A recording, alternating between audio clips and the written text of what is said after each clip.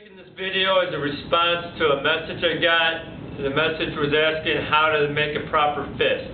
I'll be glad to show that, and I'm going to go a step farther. I'm going to show how to make it, throw a proper punch. So from here, I'm going to start with the fist. I'm going to come a little closer so you can just look at my hand. I'm going to hold my hand up so you can see it. I want you to do is take the fingers down, curl it again, and then thumb over the first two knuckles. Now when you do this here, it makes a really tight fist. Now I want to take it from the side here so you can see it down here and close. See how the hand comes in and close. Okay, so now from here you got the tight fist here. Now you don't want your thumb this way. This is the biggest thing that people make the mistake on, is where their thumb goes. You don't want it that way. You don't want it on the inside like that. You don't want it all the way across like that. First two knuckles. You can get away with it like this a little more than you can over here, and then over this far, or this, or this. So if you do go like this, it will make it tight too, but if you're over the first two knuckles, that's usually the best way to do it. I'm going to step back here and we're going to do it from the punching from the horse stance. Now that we got the proper fist, I'm going to take the hands here to the side. Here I am, I'm going to twist my hand out and throw the punch. Now here's the center line of the body, and this is where my focus is the center line of my body. And this is where you get your power. If you punch outside the center line, you can hurt your shoulder. You punch over here, you're not going to have power. This is where you get the most power and the less chance of injury. So now from here, the center line, I'm going to bring my hand out like this. See how my elbow is still down? I'm twisting the hand. The arm will turn a little bit, but you don't want to turn it too much, and you don't want to straighten your arm too much. What's going to happen is you're going to pop at that elbow. So from here, you're going to twist it out. There's that punch. Now center line here is that first knuckle. I want my hand lined up here. I don't want my wrist down. I don't want my wrist up. I don't want it too far to the side. I don't want it too far here. Come with the first knuckle here. I've been taught here with the first two knuckles. That's fine. That works for a lot of people too. It's pretty good, but the problem I had with this is when I hit that, my wrist would float when I started getting more power. So that I hit and I would hurt my wrist. The nice thing about with the first knuckle is you got room for error too, and also it's got a pinpoint strike. So now instead of hitting with more of a blunt weapon, you hit with a sharper weapon.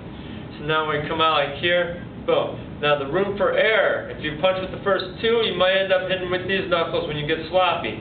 So you come out, all of a sudden, boom. And when you hit with down here, there's a possibility of getting a boxer's break. The boxer break is when you get the hand here broke. You hit with that little knuckle, and then that hand, or that part of your, that bone right here will break. I did that myself.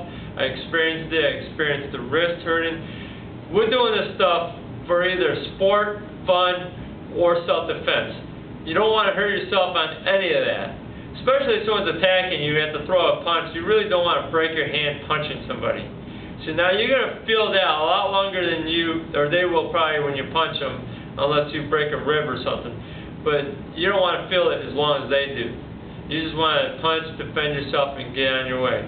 So from here, throw that out, that first knuckle. The nice thing about here is if you hit here and you're getting a little sloppier, guess what? The first two knuckles.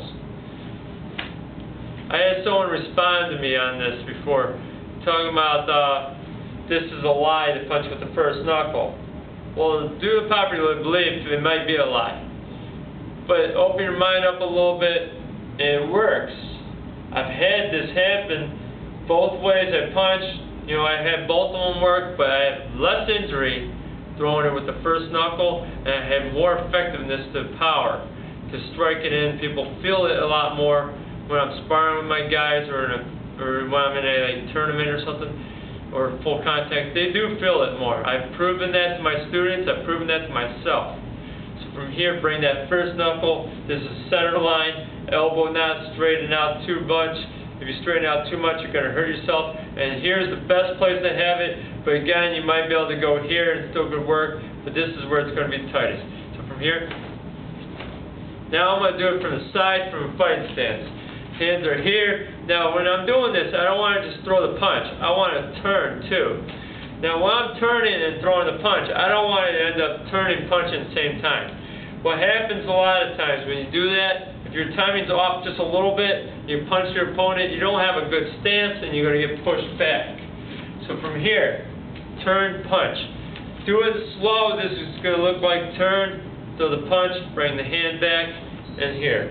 You don't want to sit here and do it that way when you're fighting. You want to turn, deliver. Turn, deliver. And breathe out when you're doing this. It helps you a lot. Thank you for watching this video.